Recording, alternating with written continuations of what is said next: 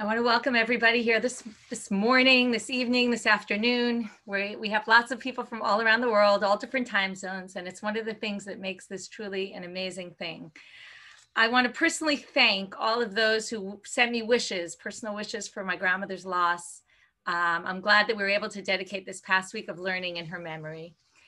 I want to talk about the dedications for tonight's Siyum. We have some today's Siyum, today, afternoon, night, morning, everything. Our Siyum is dedicated in the memory of Rabbi Lord Jonathan Sachs, Zecher Tzadik Livracha, who was a beacon of light and a moral authority for people all around the world. Rabbi Sachs always had a profound message to share, even while waiting for the kettle to boil, as his daughter Gila describes so eloquently at the Levaya. The Hadran family shares in Rabbi Sachs's beliefs in the discovery of the radical and amazing moments in the ordinary, possessing the courage to make a difference in this world and respecting all with a moral compass. Hadran believes in making Talmud accessible to all. It's not a text for the elite, but for every thirsting soul. Everyone's inner divine voice must be heard and needs to be respected. Eruvin taught us the importance of the collective responsibility and the faith that Chazal had in the future. In the spirit of Rabbi Sachs, we must applaud each and every one of us for completing Eruvin, as we are as great as the challenges we undertake. We have two more special sponsorships for today, and it's very encouraging to see. It's for two bat mitzvah girls, the two bat mitzvah girls are representative of the future of women and all the potential. The first is by Dora Chana and Josh Har in honor of the bar mitzvah of their daughter Evie, which will take place, God willing, this evening. We're so happy and proud to know that she's growing up in a world that has inspiring female Torah leaders and role models. Thank you, Hadran, for making Gemara more accessible to those with limited background who wish to study and for everything else that they do. The second is by Ora Rosenfeld-Cantor in honor of her daughter, Shira, who recently celebrated her bat mitzvah. I say a Shira of thanks for you every day, but the Torah itself is called Shira. As Rabbi Sachs, Alav Shalom, explains, is because in order for Torah to penetrate and affect you spiritually, it needs to sing to you. I noted as you watch me toiling over Gemara for the first time in my life, Rabbi Akiva style, at the age of 40 plus, that you don't always get it. My bracha to you at this special time is that in the merit of the tremendous effort of Torah study by all those incredible women, that you find your own melody of Torah that sings to you. Own it and make it your own. And may Hashem grant me the privilege of humming along. I love you, Mommy. Very beautiful dedications and very appropriate for what we're all doing here today. What's going to happen this program is we're going to teach, I keep struggling to say this evening, this afternoon, so many different time zones. I'm going to teach the Last Daf, then we'll do the Hadrans, and then we'll hear from our other speakers. With that, we'll start the Last Daf together. Okay. So today's daf is Eruvin Kufhei, the very last daf of Eruvin. We're going to start with the very top of the daf, Amar Rabbi Yochanan. Just to review, what we had in yesterday's daf was a comment of Shmuel, who said that one who's machnis tameh sheretz lamikdash chayav, one who brings in a something that was became impure from a sheretz, from one of the creepy creatures, that brings impurity, you're chayav. It's forbidden by Torah law. Sheretz atzmo patur. But if you actually bring in the creature itself, fascinatingly, Shimon says, Shmuel says, you're exempt. Okay, this is very strange because a sheretz is worse than someone who's impure by the sheretz. So then the Gemara was struggling with what Shmuel said and tried to suggest maybe it's actually, there's a debate about this because it seems a little bit odd. And they suggested at the very bottom of the daf that maybe the debate that we were having in our Gemara in our Mishnah between Rabbi Shimon ben Nanas and Rabbi Akiva, which was if you're in the temple and all of a sudden you find a sheretz, where are you allowed to remove it? Okay, you try to imagine the scene, right? So according to Rabbi Shimon ben Nanas, it's actually very interesting because he says you can take it out of the Heichal, the inner sanctuary, you can move it from there to the Ulam and Mibein HaUlam, all those areas you can move it out, but when you get to Bein Ulam LaMizbech, you can't move it beyond there, okay? According to Rabbi Akiva, anywhere where you're obligated for having a sheretz there, you can remove it. Meaning really what he's adding is you can take it even out of the azara, which is the next section. I'm trying to visualize this whole line of shretzim, creatures on the floor, right between the mizbeach, right? You can imagine, according to Rabbi Shimon ben Nanas, you can only take it to there and you're kind of stuck. You have all these creatures lined up. But in any case, the Gemara suggests that maybe that's the root of the machloket. Maybe Rabbi Shimon ben Nanas says you can't take it out of the azara because it's really not so bad, like Shmuel says. It's really not that bad. It's okay if you have it in the mikdash. Okay, it's the sheretz, which is actually not as bad. And Manda Amar Rabbi Akiva, who says take it out of the whole azara, he must disagree and think that you're chayav. So now we start with our daf. That was the background. Amar Rabbi Yochanan, ushnehem mikra echad darshu. They both learn it from one verse. There's a very interesting machloket Rashi Tosfot Cohn. Rashi says that what's going on here is that the Gemara is rejecting what we just said. Tosfot says, what are you talking about? This isn't a rejection. This is just giving the background. Okay, so either he's saying, you got it all wrong. That's not what the debate is about. Or that is really what the debate is about. But the Gemara is now telling you, Rabbi Yochanan is coming to say, here's the background, and this is where they all learn it from. Okay, so you can read it in two ways. As we've learned many times, the Gemara has multiple readings and multiple opinions. Rabbi Yochanan says the following, Ushnei mikra echad darshu, they both learned it from the same verse. Vayavohu hakohanim lepnima beit Hashem litahel. Okay, we have a verse in Divrei Hayamim describing a reformation that Chizkiyahu has in the temple, and he starts cleaning out the temple, and he comes to clean it out, and he says the Kohanim came to the inner sanctuary, litahel, to purify it. Now we're talking about not purifying from impure shratzim crawling around, but we're talking about taking out all the idols that were in the temple. There were all these idols, and he had to get rid of them. So it says he went in litahel, vayotzi, the Kohanim went in, vayotziu et kol hatumah asher mas'u behechal Hashem. They take out everything that's impure in the temple, lachatzar beit Hashem, to the courtyard. Then it says, vayikablu haleviyim lahotzi lenachal kidron chutza. Then come in the Levites, and they take over. In other words, the Kohanim only go to a certain extent, and from there the Leviyim take over and they remove it. Now the question is, why did the Leviyim come in? Why couldn't the Kohanim just take it all the way? So Mar Savar, and here comes the machloket between the two opinions. Mar Savar midi ishtane ba'azara b'Leviyim. The fact that they switched to the Leviyim in the azara shows you that Tuma ba'azara leika, that the Kohanim only had to get it out insofar as the Tuma went. Once, if they were already in the azara, it wasn't so critical anymore, and you could have the Leviyim do it. The Kohanim have to do the important work. That's taking it out as far as it needs to go. And then the Leviyim took over from there. Umar Savar, and the other opinion said, Ad hecha de lo efshar b'Leviyim mafke Kohanim. It was just a technicality. The Leviyim couldn't go any farther than that. There were rules about who can be in which area of the temple, and the Leviyim couldn't go in as far. Now the Kohanim, well, it's true, it's important work to take out what is Tameh. However, it's more important not to have the Kohanim do the dirty work. We'd rather the Leviyim do that.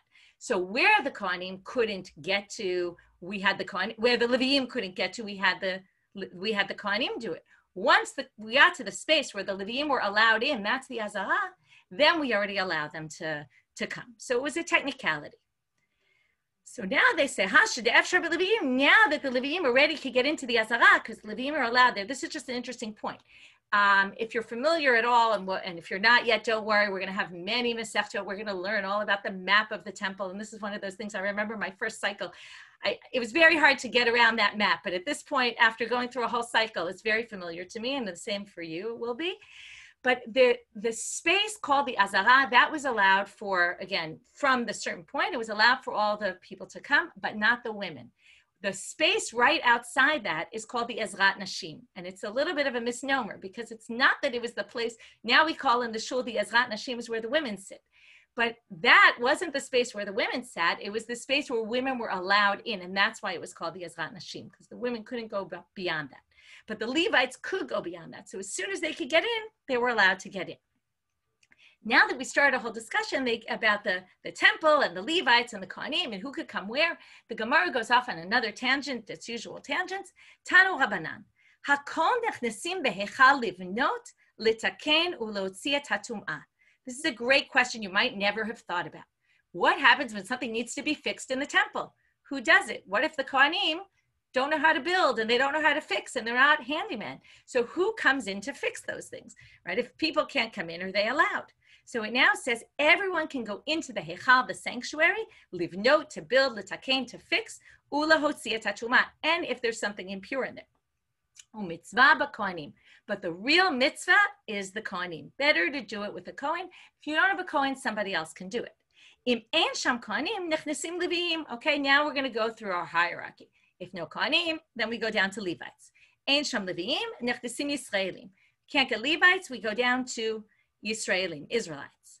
V'idi, but all of these people that we're discussing that are allowed to come in to fix are tehorin in tmeim lo, but they all must be pure. You can't have people coming in impure to fix things. Amar Rav Huna, Rav Kahana misaye kahane. Rav Huna says that Rav Kahana strengthened the Kohanim. First of all, notice his name is Kahana. Some people say that he was actually a Kohen, but it's debatable. Not everybody believes that. But he strengthened the Kohanim. How so? Ditane Rav Kahana, he said, quoted the following Braita. Mitoch shene'emar achel haparochet lo yavo, yachol lo yuhu Kohanim ba'alei mumim nechnesim ben ulam lemizbeach. It says they can't go past the parochet. So you might have thought that a Kohen who has a blemish, who's not allowed to do work in the temple, maybe he's not allowed bein ulam lemizbeach, the space where generally priests are allowed. Maybe a balmum is not allowed. La'asot riku'e pachim. Now they really can't go in, but they can go in if they need to put on this gold covering. Right? Imagine, we think about the Kodesh Kodashim, and only the Kohen Gadol went in. But there was work that needed to be done in the Kodesh Kodashim. So they had to allow people in, and they even allow blemish people. Okay, Kohanim who had a blemish, who normally can't.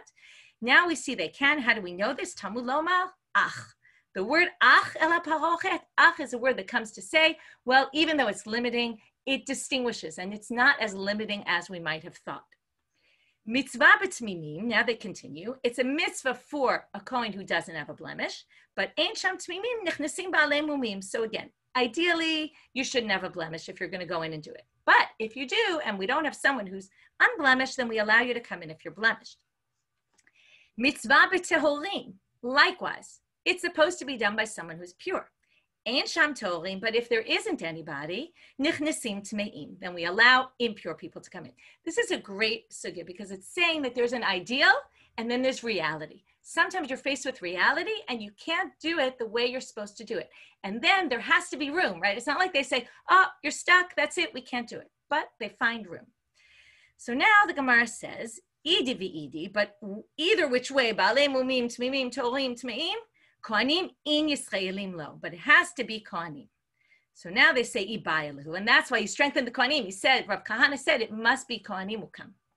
So now they ask, this is a classic of our questions. So we just said you could have a blemished person, a blemished priest if you have no choice. You could have an impure priest if you have no choice. What's the obvious Gemara question? Ibayalahu, Tameu Balmum Ezamehem Nichnas. So what if you're, not only we're going to have a typical Gemara question, we're going to have a typical Gemara answer. So what's going to be? You have a toss-up. Which one are you going to go with? So Rav Chia bar Ashi Amar Rav, Tamei Nichnas. So we're going to have both opinions. The first opinion is Rav Chia bar Ashi, he says in the name of Rav, it's going to be the impure person. Why is that? Because the Tamei person is allowed for Avodat Tzibur. What is Avodat Tzibur? Avodat Tzibur, it means that if, and this is going to be our lead-in, there's a number of lead-ins, and I don't want to spend a lot of time getting into it. Even the word ach is another word that comes up when it comes to Pesach also. We have a bit, the Gemara, I think both the Mishnayot and the fact that we ended the whole section with Mikdash-related things, as well as all these little words that are alluding to all sorts of things that are going to be found in Masechet Pesachim. It's almost like they're giving you a sneak preview into the next Masechet. So here's your pull to come in. So one of the interesting things we're going to learn is that Tumahu Trabet Tzibur. That means that if the majority of the people become impure and we can't do the Korban Pesach, for example, the Pesach sacrifice, we allow, if the majority of people are impure, we allow it anyway. Okay, it can override. So here he comes and says, since Tumah could be allowed for public reasons, therefore it must be the Tamei goes in. Rabbi Lazar Amar, here comes the other side, Ba'amum nichnas, ta'ha'ishtrei b'achilat kodashim. You don't need a special dispensation if you're blemished. Anyone who's blemished is allowed to eat sacrificial meat at all times. So here he goes and says, it must be the Ba'alei Mum.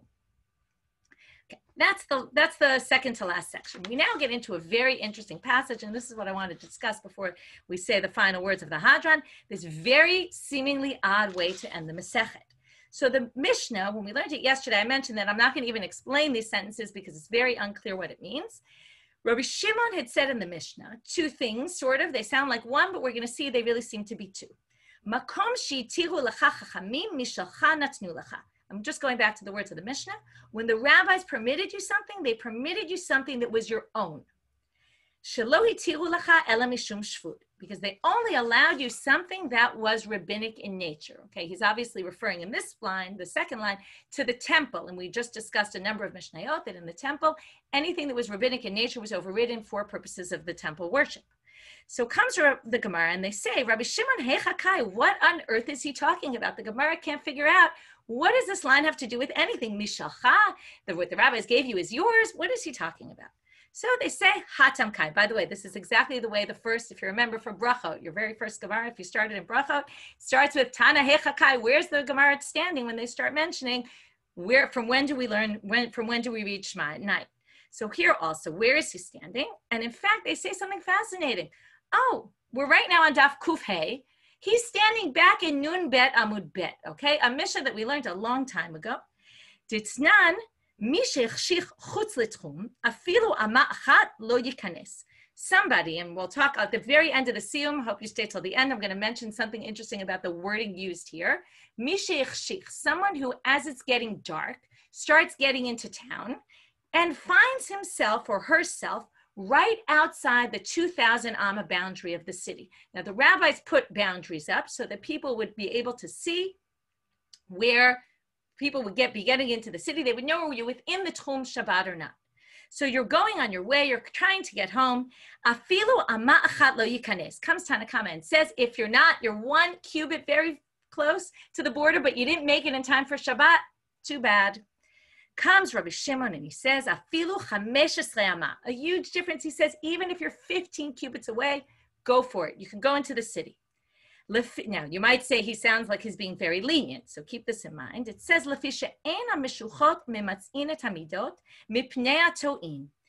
the people measured, there were a number of explanations of this. In fact, Yael Shimoni, Rabbanit Yael Shimoni is with us. I remember they had a very interesting gefet on this, one of the materials on our site. One of the basic explanation given is that the rabbis understood that people were going to make mistakes, and they put the border 15 cubits in, so that if you're 15 cubits away, you can still get in. And comes Rabbi Shimon and he says, so now let's read one more line. Tanakama lo yikanes. Tanakama says you can't go in, you're stuck. But Amar le Rabbi Shimon yikanes. Rabbi Shimon says you can get in. And what is he saying? He says, now let's go back to the words of Rabbi Shimon. It says there, Makom shitiru lecha chachamim mishalcha natnu lecha. They gave you what's your own. And Rashi says something fascinating. He says, if you look in Rashi, 5 lines from the bottom, if you have Rashi, he says here, Delo tema mekel ani be'isur Shabbat. Don't think I'm just being lenient. I'm not like a lenient kind of guy. Now, I want to just remind you who Rabbi Shimon is. Rabbi Shimon, I'll tell you a few things about him. He was the famous Rabbi Shimon Bar Yochai, who we all know was in a cave learning for 13 years, and he was a little bit of a kanai, a very zealous person. You don't really think about him as being a lenient person. But when it comes to Masechet Shabbat, he's incredibly lenient. He's lenient when it comes to davar she'eino mitkaven. If you did something without intending, you did a malacha. He says that's not a malacha. And he's lenient here. And there's many more. I'm not going to list them all. Muktzah, for example, very lenient. He says, don't say I'm lenient. Ela mishalo natati lo. In other words, he's saying, this is yours. It's all about, this is yours. I'm not being lenient. Those 15 cubits are your 15 cubits. They're within the 2,000. So you got it. Don't think I'm being lenient. Okay, we'll come back to this in a minute. Now he continues and he said, Shalo itiru lecha ela mishum shvut. The second part of what he said, which sounded like it was all one line, the second line is referring to something else entirely. Hechakai, so what's he referring to here? Hatamkai is referring to one of the earlier Mishnayot we just read. Deka amar Tanakama koshra, va'amar le Rabbi Shimon onva. There, Tanakama said, if your string of your harp breaks, you can fix it by tying. And Rabbi Shimon said you can't tie it, you can only tie it in a bow. Now notice there, he was being more stringent. So he says here, why are you allowed to tie it in a bow? Because tying in a bow will not lead you to accidentally think that you could tie bows on Shabbat. It won't lead you to think you could tie knots on Shabbat, because tying bows is tying bows and it's not forbidden. Tying knots is a problem. So therefore, tying bows I'm going to allow, but I'm not going to allow tying knots. And Rabbanan,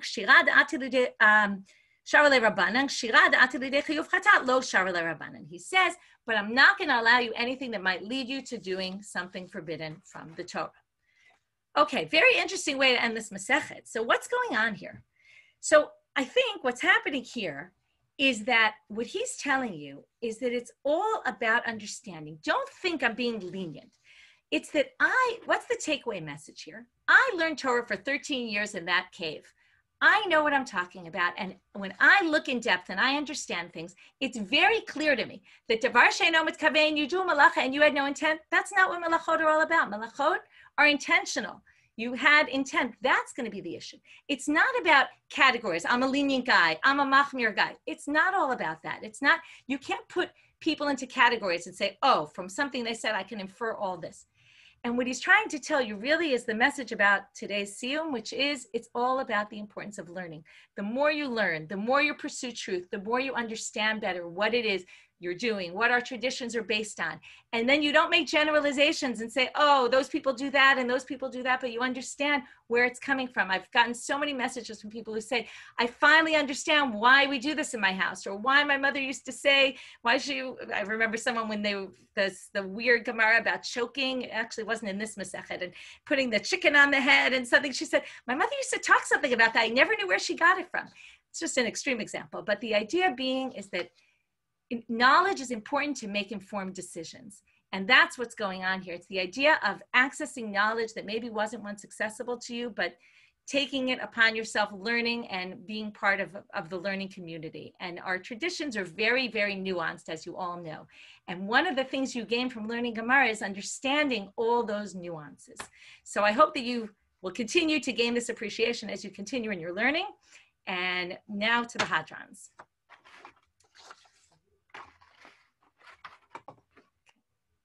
I can take them out. They're going to go up on the screen, and we'll say the Hadrans together. Okay, everybody ready? Hadran, we're going to say the first paragraph 3 times, and then we're going to continue with the upcoming paragraphs. There's one paragraph I have in small on the sheet. That one we're going to skip. It's tradition by some to skip it. It has a little bit of some negative connotation, so we're going to skip that one, and we're going to read the rest. Hadran alach Masechet Eruvin v'hadrach alan. דעתן הלך מסכת עירובין ודעתך עלן.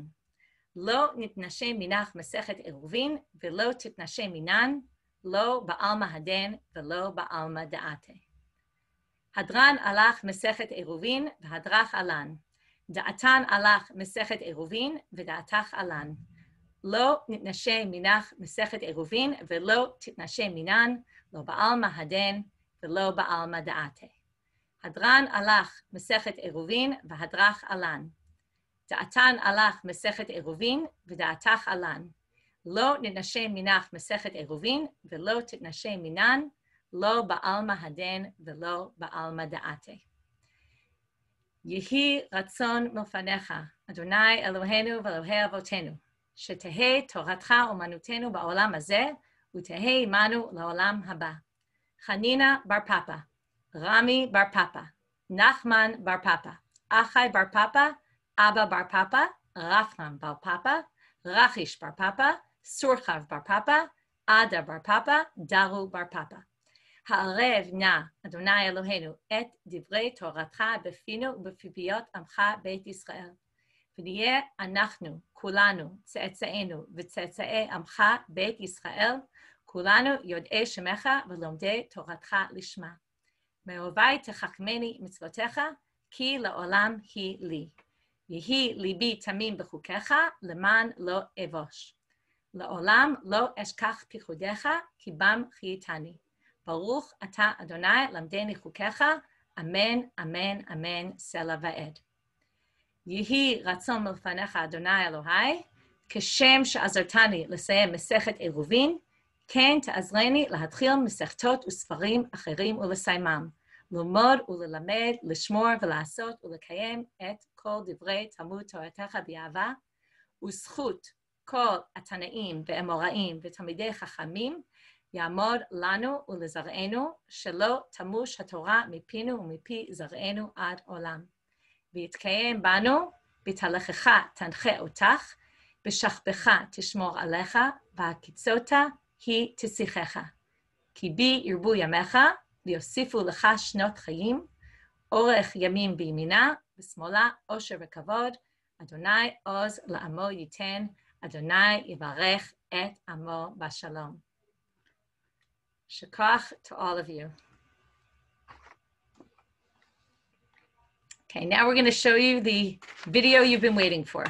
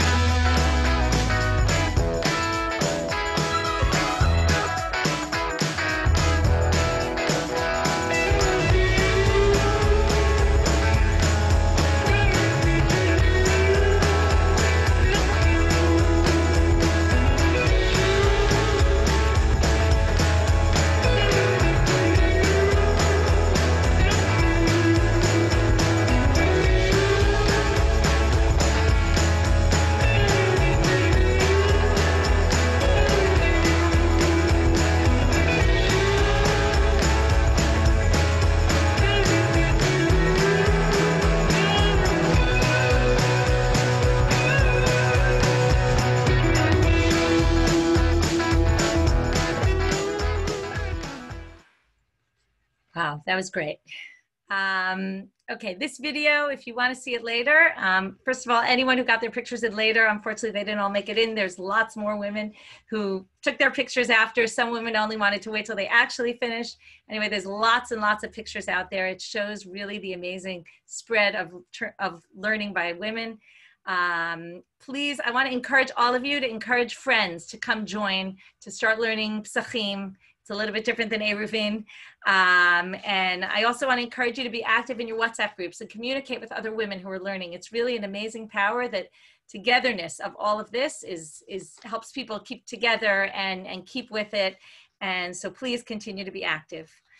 It's really now my pleasure to introduce Rabbanit Dasi Fruchter, who also teaches Daf Yomi since, if I got it correctly, since Nida, from the end of last cycle, about a year already, a little over a year probably. And she's the founder and spiritual leader of the South Philadelphia Shtiebel. And what's particularly interesting for us is that she was involved. What we wanted to do today is to give you some of the practical elements of Eruvin, which we didn't actually get to do as much during a regular Daf Yomi shiur. So she was involved in the expansion of the Philadelphia Eruv to include South Philly, and she's going to share her experiences with us. Rabbanit Farber, thank you so much. I'm a little verklempt after that video, so we'll see how I do. So beautiful. Mazel tov to everybody here. This is beyond. And thank you, Rabbanit Farber, for paving the way for other women teachers of Daf Yomi like myself. This is really exciting. And what I want to share with you today happens to be a bit of a it just happened to coincide. The fact that we were working on a community Eruv, at the same time, we were learning Masechet Eruvin as a community. And I moved to Philadelphia around a year and a half ago to help start a spiritual community in South Philly, which is an amazing historic Jewish community. And there's a wonderful existing Eruv here in Center City, Philadelphia, and there is even a plan to extend the Eruv down to South Philly. Really, really exciting.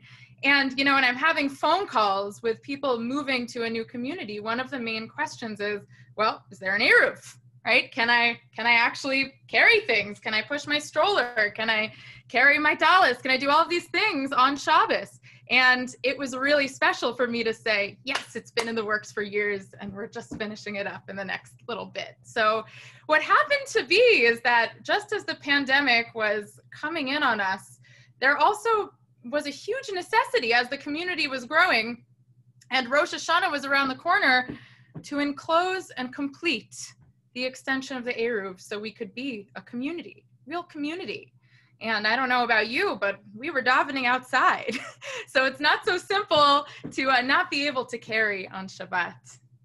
Before teaching Masechet Eruvin, before learning Masechet Eruvin, I thought the extent of the Eruv was looking on a website, or at that time calling on a hotline, and knowing, is the Eruv up or down? That's all we knew, right? That was it. Is the Eruv up or down?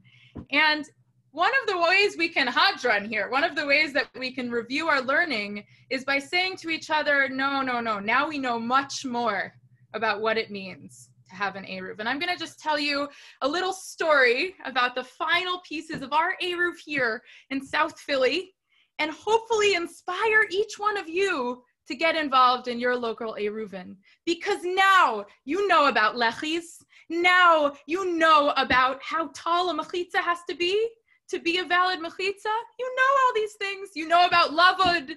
You know even perhaps about the natural landscape and the types of structures along the natural landscape that could also serve as a well for your Eruv. As we're getting closer to Rosh Hashanah, the plans for the Eruv are starting to solidify. The area, as we know, has to be enclosed to be transformed into a Reshut Yachid with only very limited gaps. And the area must be a single residence or under single ownership. And that had been done before I got here.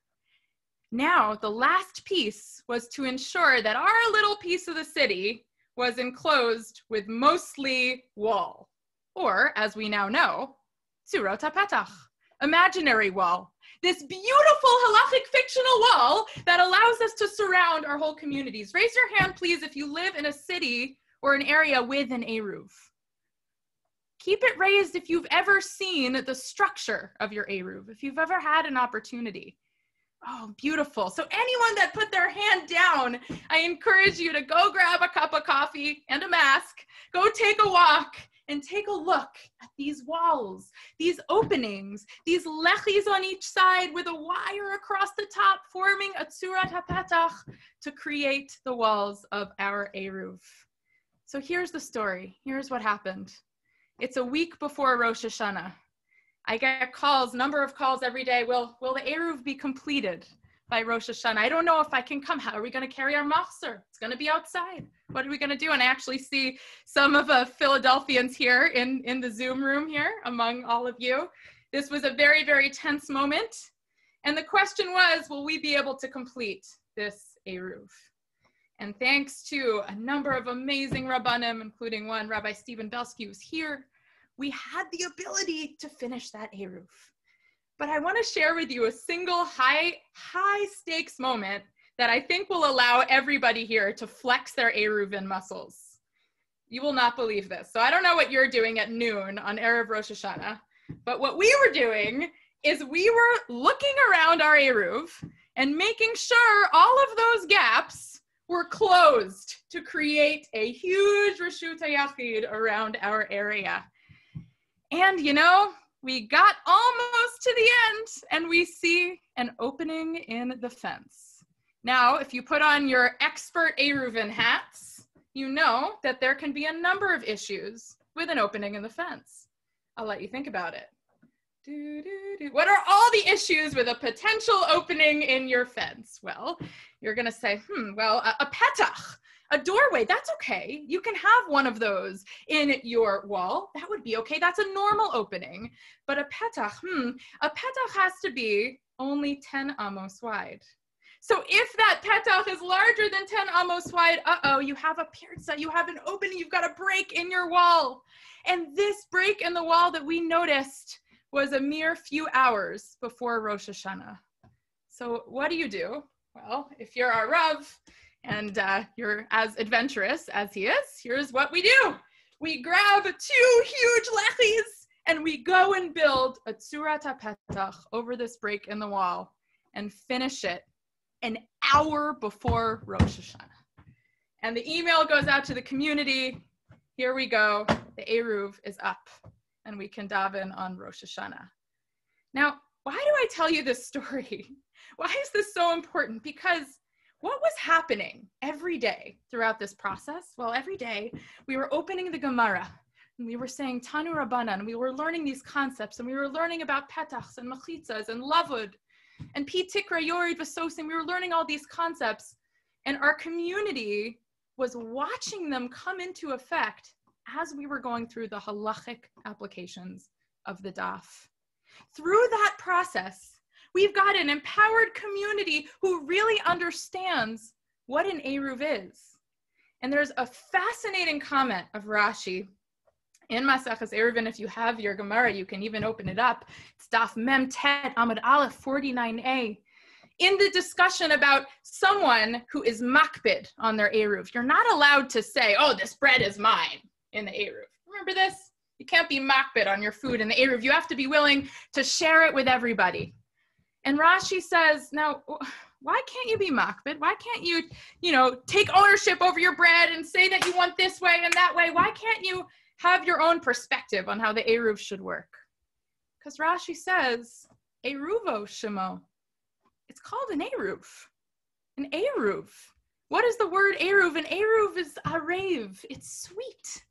An Eruv is a structure that comes through the fact that kulan uraven umurutzin zeh. Everyone is really comfortable and sweet and supportive of each other. It's a shutfut nocha ve'areva. It's a partnership that is like just pleasant and sweet. And so I want to invite everybody here, grab a Post-it note, grab a piece of notebook paper, write down some of these halachic concepts, and remember that they're not just pie in the sky concepts. They are every day, every week concepts that remind us as a community to remain sweet, to remain connected, to keep building throughout a pandemic, to keep building, period, to keep on going. And we don't just rely on the chazaka. We don't just rely on the presumption that the Eruv is up. I want to ask for one more hand raise. Raise your hand if you've ever checked your Eruv. Anyone ever check your Eruv? Yes. Well, that process is very, very special and important because we don't rely on the presumption that everything is A-okay in the boundaries that surround our communities. We lift up every teaching that we saw in Masechet Eruvin, and we look at the walls, and we look at the wires, and we look at the openings, and we say, what can we do today to ensure that we are actually a sweet, participatory, combined community, a community that does not erase each other, but lifts each other up? And what an amazing thing to learn, especially in the legacy of Rabbi Lord Jonathan Sachs, community of difference, where we don't erase each other. And may that be an amazing bracha for us as we go forth to the next application. We're going to see in Pesachim, we'll have the opportunity to practice what we learn again. May our learning be real action. And I am so inspired to be with you here today, to be in this project of building community across boundaries. Toda rabah and yashar koach to everybody here. Thank you very much, Rabbanit Dasi. That was very beautiful, a very beautiful connection between reality and what we're learning. Now we're going to hear from Rabbanit Yael Shimoni, who is Assistant Rosh Yeshiva and Ramit at Yeshivat Drisha in Israel. And I just want to use the opportunity to talk about a very special project that we're starting to work on with Drisha, which we're going to launch in January. From January to Pesach, we're going to launch a new class. I should say not necessarily beginners, but a basic skills class to learn how to get the building blocks for learning Gemara on your own. For many, learning the Daf, or people who aren't learning the Daf, it's relevant for everyone who wants to start learning how to know how I can start tackling this text on my own. As you see, it's complicated, and every day I put it out there for you to make it more simple and accessible, but the real goal is to figure out how to learn it on your own. And for that, we're going to start a new class. It'll be a 10-week series. What's beautiful about it is we're going to learn Arvei Pesachim, which is the 10th parak of Pesachim, which is all about Leil HaSeder, the Seder night. And it will be finishing at just before Pesach, together with the Siyum of Pesachim, which, if you haven't figured this out yet, is ending just a few days before Pesach. So there's one of these great coincidences. And this is going to be a course that we're going to do together with Drisha. So with no further ado, Rabbanit Yael.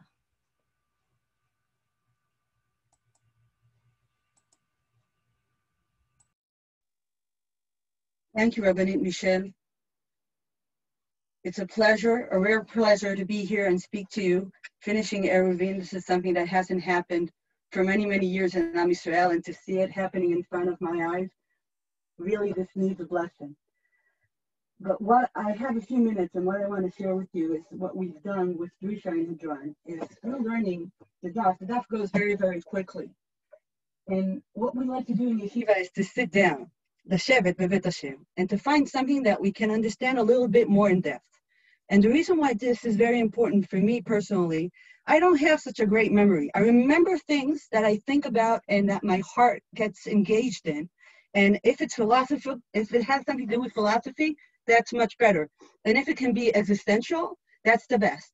So what I would like to do now, in the few minutes I have, is to look again at Rashi and Rambam that we've taught through the Gifet, Rashi and Rambam, that I thought to myself, from all the things that I've learned, because of Rabbanit Michelle, I was learning Rashi and Tosfot every week, one Rashi, one Tosfot on the Daf. All of the things I've seen, something that remains with me and that took me forward also to the philosophical and the existential, and really thinking about the situation we're now living in, this epidemic and the Zoom and the whole situation, which is very, very strange. Our new lives here on the net and learning together through the Zoom. So what I want to look at Rashi and Rambam. There's a machloket, which is really a machloket iyun, and it had almost no name about, but I don't want to trish halacha. I want to see the iyun. We've seen that there are two different names for Eruv. There is Eruv and Shituf. What is the difference between Eruv and Shituf? It seems that Eruv talks about taking a few houses in the same street and creating Eruv around them. And Shituf means taking a few streets together, or a town, and many, many different places together, much bigger area, and creating it to become one Rashut. And through the Gemara, there's a question, if I did Shituf, do I need to do Eruv, or shouldn't I? And that's a machloket. Do I need to do both things together, Shituf and Eruv, or I can do either Eruv or Shituf? When I learned that machloket, it seems so strange to me. We just said that I can make a small Eruv, I can make a big Eruv. If I make a big Eruv, why do I need to make a small Eruv again? Why would anyone think that I need to make a small Eruv if I already included my street with the entire city? And what I discovered is that this is a machloket between Rashi and Rambam. And I want to show you, let's start from the Rambam, because the Rambam says, the truth is, Yael, he told me, said Rambam, Eruv and Shituf are exactly the same. It's the same story, and why do you have to do both? We'll talk about it in a minute. But this is what the Rambam says. Perek Aleph Hilchot Eruvin Halacha Zayin, says the Rambam. העירוב שעושים בני החצר זה עם זה, הוא הנקרא עירוב החצרות, ושעושים אנשי מבוא זה עם זה, או כל בני המדינה, הוא הנקרא שיתוף. The Rambam says it's the same thing, only with a different word. If it's a lot of people, it's shituf, and it's just a few people together, it's eruv. Why would I have to do shituf and eruv? If I already did shituf, why would I have to do eruv? Rabbi Meir tells us because we want the kids in my small area to know that I've been doing eruvin. What we were just hearing about. people should know about their Eruv. They shouldn't know that it's something that exists somewhere. The kids need to know that we did Eruv in our street. So that's why you need to do both Shituf and both Eruv. That's Rambam. But Rashi says something totally different.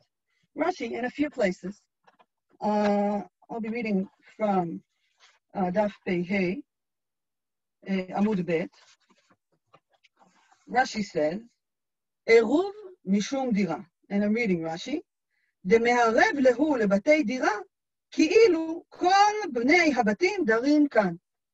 היא לכך, היא לא חזה לדירה, לא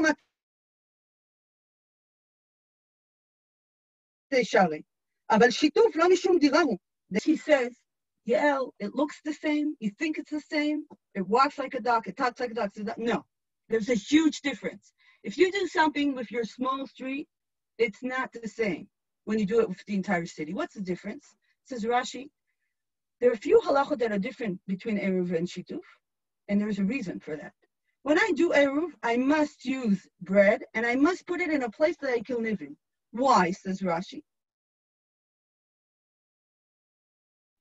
Because Eruv, I take the whole town, not the whole town, I take only my street, and I say, let's make believe we're living in the same apartment.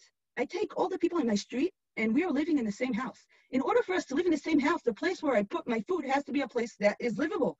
And that's why it has to be bread, because we're talking about sharing our bread, our real lives together. That's Eruv, says Rashi. Shituf? Oh, that's a totally different thing, says Rashi. Shituf, you're not making all of us live in the same apartment. What you're doing is that you're sharing our farhesia. I'm taking your street and your street and saying that all the streets together are a place that we can share, not a place that we live in, but an area that belongs to all of us. Why do I find this so important and philosophical? Because Rashi is telling me something very important. He's telling me, Yael, you're learning with people abroad, I'm learning with you. We're not in the same country. I'm here in Israel. You're all over the place. We are doing shituf. This is our farhesia, right? In the Zoom. And what's happening here, we're getting close. We're close together. That's true. But the maximum that we can do is to touch each other in an open ground. Rashi tells me, Yael, you can do something totally different in your house and in your community. If you will share your bread with your community, not only will you have same grounds to play in, you will become members of the same family. You will be living in the same house. And I find that a very important statement, because I think that Rabbanit Michelle took us one stage forward and is making all of us learning all over the world. But each one of us has their own small community. And learning together in our close community will create a much stronger bond between us, and we can influence our small society much more than zooming all over the world. We need both things. We need Eruv and we need Shituf. And one without the other will not get us to the same place. That's what Rashi says. Eruv is a much deeper connection between people, and that deep connection can only be done to the close community. Some things can only work in your own street. And I see that as a calling, because I want many women to learn all over the world, but I also care about my own community. And I'm asking myself, how many women around my private house in my own community are learning, are part of this? I don't want to be only in Facebook. I want to be also part of women who are next to me who might not think that's very interesting. People who are close to me many times will not share my views, and I will dafka have to be part of them. That may be harder in my community, in my small community, harder than sitting here with you. We all share the same direction. It's easier. But if I want to work hard, I want to make a real shituf to make us all in the same house, I need to work in my household. I can't only go out and reach out to people who are very, very far from me. So that's a machloket between Rashi and Rambam, and I see it as a machloket thinking about our lives. Is being close different than being far? Rashi says yes. Rambam says no. You're far, you're close, you're doing the same thing. You're sharing. Rashi says no, sharing close is a totally different story than sharing far. And because of the corona, I'm right now with Rashi, even though, of course, we've learned in our Masechta. But in my eyes now, I feel Rashi very strongly. I will go after this Siyum, thinking about the world, go back to my community, and I hope each one of you will do the same and try to do an Eruv even though we have a Shittuf together. So Be'ezrat Hashem, I hope my learning of the Iyun may also pass you, and we won't only just hold tight to it. And that will keep us going onwards in our learning in Gemara. Mazal tov ve'yishar koach. Beautiful. Thank you, Rabbanit Yael. For those whose Hebrew is good, Rabbanit Yael and Rabbanit Chana Dreyfus, Godinger Dreyfus, they have a gefet, as Yael was referring to, every week, something in depth to learn a Rashi and a Tosfot. It's a great complement to learning Daf Yomi, to learn part of that iyun, that going into depth, which you don't have as much time to do when you're doing Daf Yomi. And the message that Yael talked about is really the message of what Hadran and what we were trying to do is all about. And it's a perfect segue into the second part of our program, which is to open things up to our community of women who are learning. And what we really strongly believe is that every woman who's learning and men who are learning have so much to add to the conversation. And everybody has their own unique perspective, and sometimes it's based on their expertise and what they do in life. And we have two things I want to talk about. One is communities, that we have groups that start through a WhatsApp group, and many of them get together. I had the privilege today of being part of the Long Island Siyum, being that I'm here right now, and seeing this amazing group of women that, again, they're all learning distance learning, but yet they get together to celebrate milestones, and they communicate on a daily or weekly basis. And the more communication going through the groups, the better. And I have a pleasure of introducing Amy Cohn to you, who is number one, the head of Hadran's Jerusalem community, and also an architect by profession. So I turned to Amy because I figured this is a great Masechet where architecture is at the core of what we're doing. And Amy's going to give us an amazing presentation about architecture in those times and connecting it to even modern architecture. Amy. Shavua Tov. Before I start, I would just like to say a huge thank you to Rabbanit Michelle for taking us on this incredible journey. You are truly a superb teacher, as you've managed to bring this very complicated material to life. And on a personal level, I very much related to this Masechet Eruvin because I am an architect and I think visually. And so I connected with all the visual descriptions throughout the Masechet. And of course, the terrific visuals and diagrams Rabbanit Michelle shared with us. I particularly love the origami you made for us one morning. I found it very interesting how all the measurements throughout the Masechet related to the body, like an amah or a tefach. I actually thought about the convenience of this way of measuring, as I often find myself on a job site and I've forgotten to take my measuring tape. And so I measure using my feet, which I know are about 25 centimeters. In preparation for this evening, I studied the history of the courtyard, the Chatzer, and I'd like to share with you the following PowerPoint presentation.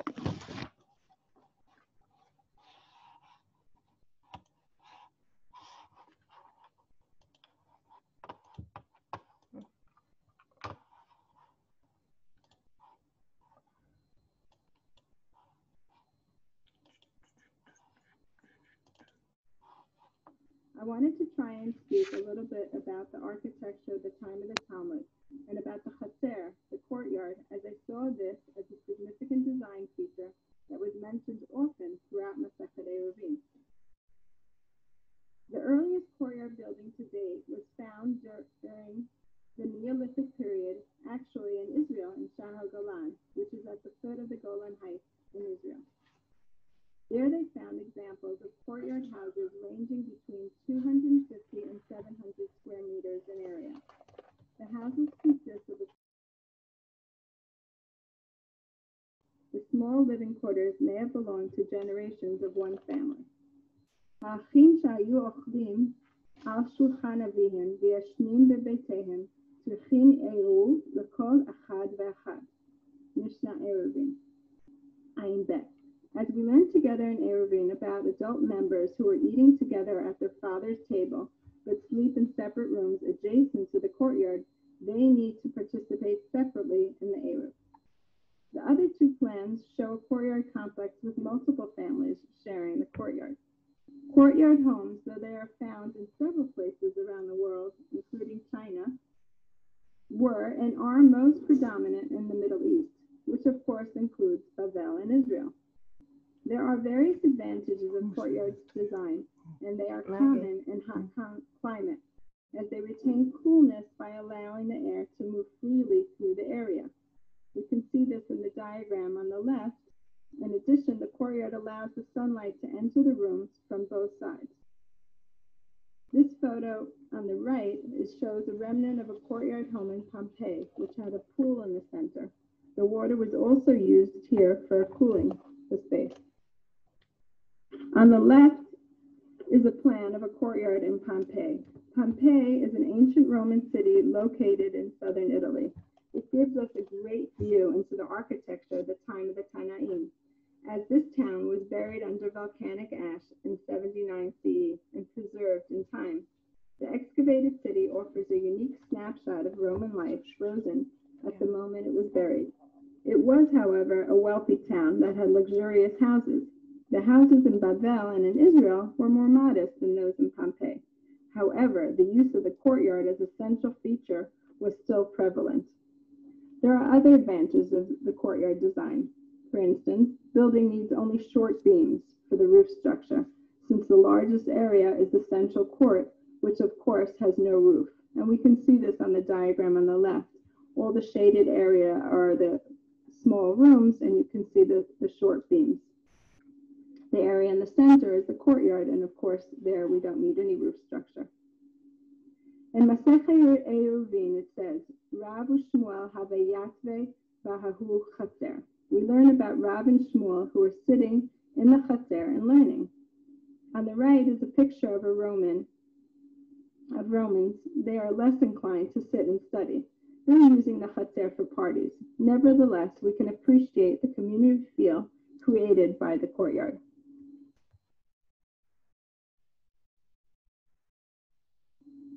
Here we see a diagram of a typical Jewish house in Katsurin that was built in the 3rd to 8th century.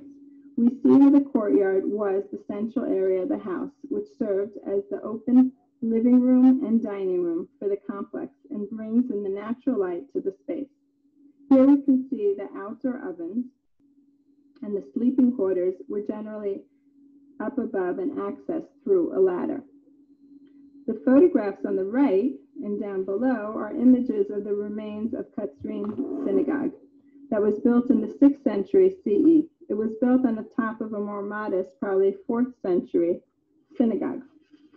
I love this image of the entry of the synagogue, as I thought it was a great illustration of the Surat HaPetach. This is a photo of a reconstructed courtyard house in the 1st century in Nazareth. The rooms are very small and somewhat dark. People in those days did not own many furniture pieces nor clothes. Families sometimes included several generations, tended to live under one roof, and had little or no privacy.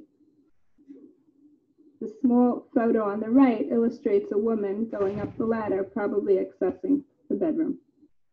This image is of an imagined home of a wealthy Jewish family in ancient Israel. We know they were wealthy because they had furniture and sat on chairs around a table. The courtyard was used for tasks that needed good light, like spinning, weaving, and food prep. We can see they even had a well in their courtyard.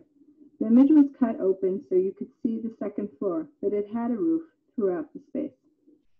Amar Rav Nachman, Asa sulam kavua legago utal b'chol hagagim kulan. Someone who made a fixed ladder to the roof is allowed to carry on all the other roofs because they relinquish their rights to the one who has made his permanent access. And you can see here a permanent stone. Privacy. My arrow leading from it. Jump ahead 2,000 years with industrialization and urbanization, there was a big. They were wealthy because they had furniture and sat on chairs around a table. The courtyard was used for tasks that needed good light, like spinning, weaving, and food prep. We can see they even had a well in their courtyard. The image was cut open so you could see the 2nd floor, but it had a roof throughout the space. Amar Rav Nachman, עשה סולם קבוע לגגו, הותר בכל הגגים כולן. Someone who made a fixed ladder to the roof is allowed to carry on all the other roofs because they relinquish their rights to the one who has made his permanent access. And you can see here a permanent stone staircase. My arrow is leading from it. Jump ahead 2,000 years. With industrialization and urbanization, there was a big shift in architecture towards building skyscrapers, and people became very isolated in their homes. This created loneliness. Fortunately, there is a trend nowadays to go back to our beloved courtyard design and go more green. I was so excited to see in a recent Daf on Daf Kuf a reference to a tree growing in Abaye's house, as this is something I love to see in more modern architectural designs. In my own work, I actually love to try and blur the line between inside and outside space and bring the green in. That's all for now. Thank you very much, Amy. That was excellent. A great connection. Sorry about a little of the technical glitches. Okay, now I want to introduce Luz Toff, from the head of our London Hadran community, to share her insights from Eruvin with us. Hi, thank you, Rabbanit Michelle. My name is Luz, and as mentioned, I have the privilege of being the co-head of the Hadran community here in London, and it really has been an honor and a privilege thus far. Eruvin has been a really challenging Masechet for me to learn, and I have slipped behind many times. Although I now live in a community with an Eruv, I didn't grow up in a community with one, and therefore many of the practicalities and reasonings were completely new to me. I would like to share with you today 3 of my takeaway points from learning Eruvin as part of this Daf Yomi cycle. Firstly, community matters. One of the many practical reasons given even nowadays for Eruvin is that it encourages communities to live near each other physically. I know from experience that it is a very different sense of community that is felt with and without an Eruv. Chazal wanted to ensure that the future of Shabbat, and therefore found a way for us to live as a community in a practical and halachic way. Their perseverance in making Eruvin accessible has helped to ensure that Shabbat has survived the test of time. On a personal level, the idea that community matters has been shown to me through the support the Hadran London community have shown each other in encouraging each other along the way during this Masechet. Secondly, boundaries matter. Where do we set our boundaries and how? Eruvin has encouraged me to think about this in a real way. Taking a step back, even, it has also challenged me to think about why we set boundaries in the first place. What are we trying to include? What might we consciously or subconsciously exclude? And what further impact might this have on our lives and those around us? We see throughout Eruvin different attempts or suggestions for demarcating boundaries, and I've been truly, truly fascinated by this. My third takeaway point is that education matters. A repeated theme throughout the Masechet is that Eruvin should not be forgotten by the children, and or that the children should come to know. When I think about Eruvin, this is one of the things that also stood out to me, and in some ways relates to the above points too. When we are involved in the education of our students and or children, do we show them or just teach them? There is great emphasis in this Masechet placed on ensuring that the next generation remembers what an Eruv is and the importance of creating one. The third point of education matters ties in too with teaching and living out the messages that community and boundaries matter. And these are 3 of my take-home insights after studying Eruvin as part of Daf Yomi. May our learning go from strength to strength. Thank you very much, Luz. That was great. I want to now invite our last speaker for the evening, Anne Levinson, who is involved in her community Eruv. And as Rabbanit Dasi said, good way to encourage everyone to become involved in their own Eruv and take charge of something that we really take for granted usually and don't really have so much to do with. So I wanted you to meet Anne and to hear from her experiences of being the head of her Eruv committee in Chicago.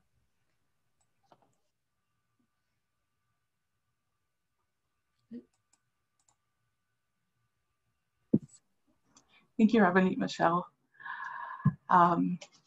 So over the past several months, I've found myself needing to explain the concept of Eruv on a nearly weekly basis. And it's not because of Shiurim, and it's not something that I tend to bring up at work. But lakefront access in Chicago has been restricted since April. And about a quarter of our community Eruv is this lake wall that runs up the eastern side of our Eruv. So every week I find myself explaining to a new pair of Chicago cops that my name is Levenson. I work for the Jewish community in Lakeview, and there's a boundary set up around the neighborhood, and there's a wire over the path that I need to check. The responses have ranged from a confused sure to a walk up the street to check with the boss to make sure that it's okay for me to come in. I joined the Lakeview Eruv committee about 5 years ago when I moved into the neighborhood, and it was something that I developed an interest in as a child, staring at the printed Eruv map in the Pittsburgh Community Directory. And I would stare at it and I was like, oh yeah, I know that part there, that's a hill off the back of the slag dumps that, you know, we'll know if that collapses. So apparently they maybe don't need to check that part every week. And when the opportunity arose, when I moved to Chicago to join the Eruv committee, I took it. One of the most enjoyable elements for me working with the Eruv is the need for creativity within the job, because sometimes things happen. Like Rabbanit Dasi was saying, a couple hours before Rosh Hashanah, all of a sudden there's a break in the Eruv and it needs to go up. So sometimes there's a wire. If you know, I'm driving around and doing my Eruv check before work, sometimes there's a break on a Friday morning. There's a wire down. There's a bracket that's bent, so the wire is bent over, the bracket's bent, and the pole isn't under the wire. So that's something that we need to get fixed. Occasionally, this happened, a wooden fence that had been there for a long time mysteriously disappears 2 days before Pesach, and we need to find a solution. There's, you know, sometimes a storm. 3 years ago, there was a storm that took down a pole, that wire over the lakefront path that I have to check every week. Trees came down, the wire was intact, but the poles broke, and we needed to find a solution to that. So I'm going to show you guys just a few pictures from Adventures in Eruv. There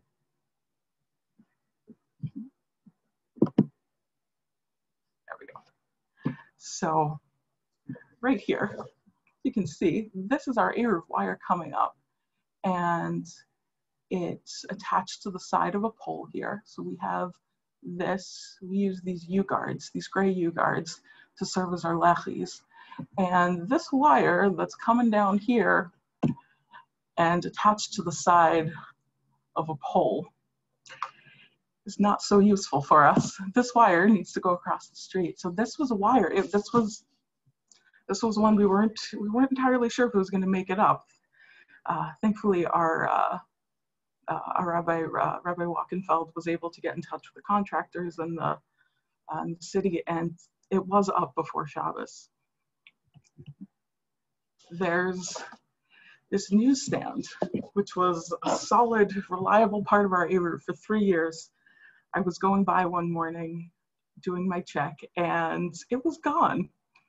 So this is one thing about the Eruv. It's a living, breathing entity, and it changes. And there over the years things have changed, but we've maintained some of the old parts of the Eruv. You know, some places where we're using building facades, we've kept up the Tzurot HaPesach because we need to make sure that in case something like this happens, we have what to fall back on. So we were able to make that fix. Those wires, that wire over the lakefront path, Rabbi Wachenfeld and Ezra, an enterprising 9th grader at the time in our community, came up with this solution to close a gap between a fence and this wall here. And this garbage can, until the wire came up, was sufficient to close the gap in the Eruv. And so why do I keep doing this? Because Shabbos and our observance of Shabbos and our experience of Shabbos is fundamentally different without this Eruv. It's a real point of pride that in the last 5 years, the Eruv has not been down once for Shabbos or Yom Kippur. And we can't have those potluck meals that have been a fundamental part of the young professional community in this neighborhood, and especially important as we're all eating outside over the summer during the pandemic. People have said parents can't get their children to shul, and shul on Shabbos morning looks different. It doesn't have the same energy when you have 40 kids running up to the bima at the end for Adon Olam. And one nice benefit is occasionally we get views like this. That's that wire right here, that wire over the lakefront path, that if it's down, thankfully hasn't been down since, fundamentally changes our experience of Shabbos. So I want to invite everybody, if they can, to get involved, because it's a really rewarding and really, for me, a really interesting way to support the community and to support our Shabbos observance. So, thank you. Thank you very much, Anne. That was great. This was a great way to kind of take what we've been learning and make it practical, both going backwards to how their houses looked from Amy and going forwards, seeing how, both from Anne and Rabbanit Dasi, seeing how we can actually take this beyond into practical everyday life, and with Rabbanit Yael giving us the background and the connection, and Luz, for your beautiful words. This was really a great event. I want to end with one small point from the very end of the Masechet, which I couldn't pass up. This line that I promised I'd get back to about Mishech Alav Hatchum. So what does this mean really? It means it's getting dark on the person. It darkens on them as they're about to get into the border of their city.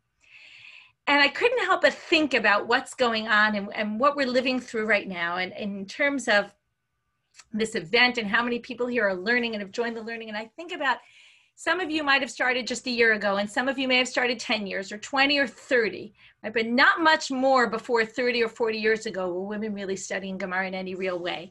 And I think that it can really be described as, and really what I felt after the Siyum was this idea of Mishech Shich Alav Hatchum. Women were so close to the border there, but it was black and it was dark and they couldn't get in. And with Rabbi Shimon, I think of his words, and what does he say? He says, Mishalcha natznu lecha. They gave you what was rightfully yours. And I think about the fact that what we're doing right now is just taking ownership over something that was always out there. It just looked like we couldn't get there.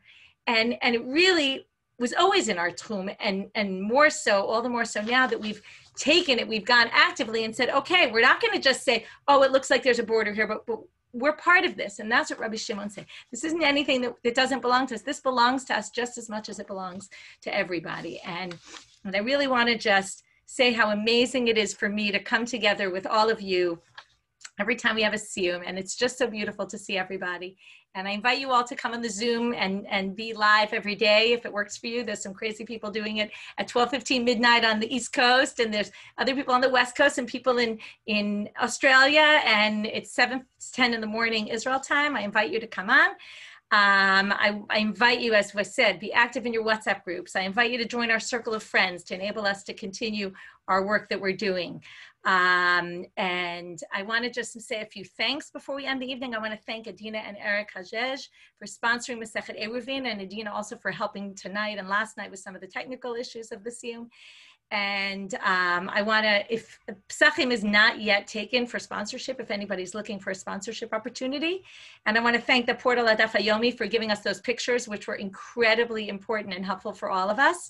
I want to thank Maggie and Shoshana for making this event happen. Without them, we would not be here today. And most importantly, I want to thank each and every one of you for being part of the Hadran family, for joining us today, and in general, for just being part of the learning. And I really want to thank you from the bottom of my heart for being part of my daily life. You know, you hear me more than I hear you, but you're in my life just as much as I'm in yours. Thank you, everybody.